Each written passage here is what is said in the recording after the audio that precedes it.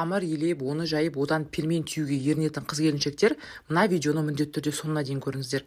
Интернеттен дәл осы әдісті көрген кезде сенбеген болатынмын, бірақ жасағаннан кейін қыздар результаты керемет болып шықты ғой. Міндетті түрде дайындап дәмін көріңіздер. Ең алдымен тартылған етімізге қара бұрышымызды, дәміне қарай тұзын және күштен өткізілген сарымсағымызды қосамыз да барлығын жақсылап араластырып аламыз. Дәл осы видеодағыдай кішкентай домалақтар жасап шығамыз. Барлығын жасап алғаннан кейін міндетті түрде 1,5 сағатқа морозильникке салып қоясыздар. 1,5 сағаттан кейін дәл осы әдіспен суға саламыз, одан кейін ұнға салып барлығын жақсылап араластырамыз. Дәл осылай суға 4 рет саласыздар. Және де ұн еттің барлық жеріне тию керек.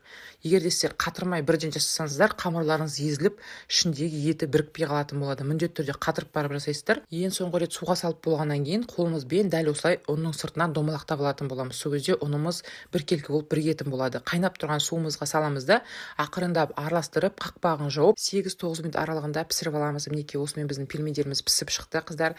Дәмі енді қыздар керемет сочный болып шығады. Дәл осылай қаймақпен және де кисло-сладкий соуспен ұсынсаңыздар, одан да дәмді болып шығады. Міндетті түрде дайындап дәмін көріңіздер. Рецепті жоғалтпау үшін өздеріңізге сақтап, парақшама тіркеліп алыңыздар. Дайын болған пельменмен құрамында ешқандай красителі жоқ, таза цейлондық Байджи классик шайымен ұсындым. Еріншек құрбыларыңызға мына видеоны жіберуді ұмытпаңыздар.